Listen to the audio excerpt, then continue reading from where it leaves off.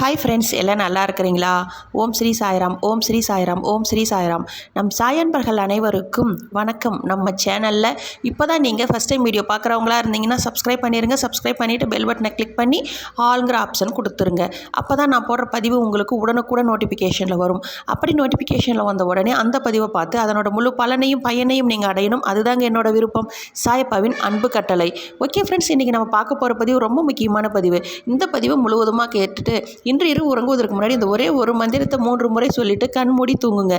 இந்த பதிவு முழுவதுமாக கேட்கும் பொழுது உங்கள் வாழ்க்கையில் சாயப்பா நீங்கள் நினைத்த காரியத்தை வெற்றியடைய செய்வார். ஏன் அப்படின்னு பார்க்கும் பொழுது சாயப்பா சொல்கிறாருங்க, நம் மனதை எப்போதும் சாந்தமாய் வைத்துக்கொண்டு ஒரே நிலையில் இருந்து நாம் ஊழியம் செய்ய வேண்டும். அப்போது நம்முடைய எண்ணம் வெற்றியடையும். உலகில் வல்லவன் ஒருவன் வாழ்வதும் அவனுக்கு கீழே சிலர் வாழ்வதும் இயற்கையின் விதி.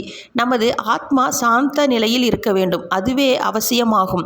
உன் குருவிடத்தில் அசையா நம்பிக்கை வை. உன் குருவை எண்ணத்திலும் லட்சியத்திலும் வைத்துக்கொள்.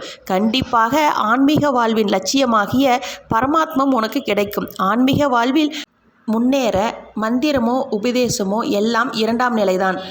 சாத்திரங்களில் தேர்ச்சி பெற்றுவிட்டாலோ உடலை வருத்தி சாதனைகள் புரிந்தாலோ ஆன்மீகத்தில் நீ முன்னேறிவிட முடியாது. எல்லா காரியங்களையும் இயக்குபவர் குரு என்பதை திடமாக நம்பினால் மட்டுமே உனக்கு முன்னேற்றம் உண்டு.